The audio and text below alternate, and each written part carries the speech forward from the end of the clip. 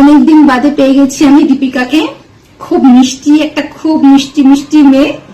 এবার প্রথম কথা হচ্ছে দীপিকা খুব মানে দীপিকা একটা সময় হার্বালাইফ নিউট্রিশন ইউজ করতো, এখন সে কোন কারণবশত স্টপ করে দিয়েছে, বাট অ্যাফ্রেশটাকে ছাড়েনি, পুরোপুরি স্টপ করেনি, মানে হার্বালাইফ নিউট্রিশনের সাথে জুড়ে আছে, পুরোপুরি স্টপ করেনি।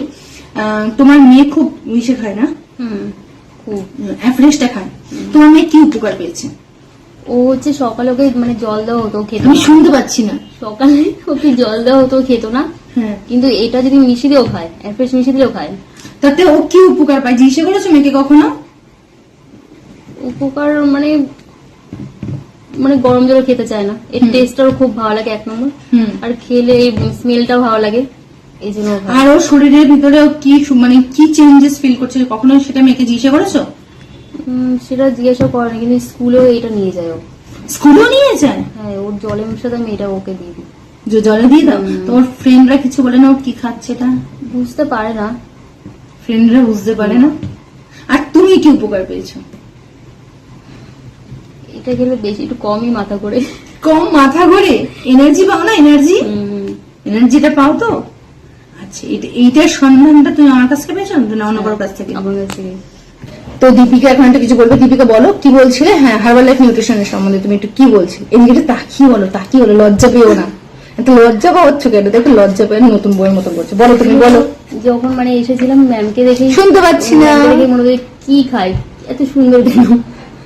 ও আচ্ছা, তোমরা এত এনার্জি, এত। তারপর ঘরে অনেক ট্রফিও দেখছিলাম, আমি কিসের জন্য? তারপরে আমি জিজ্ঞাসা করি আপনাকে, তারপর আপনি বলেন নাচের থেকে। তারপরে আমি দেখছি সবাই আপনাকে, না আমার কিন্তু সব নাচের থেকে না, মডেলিং এরও আছে।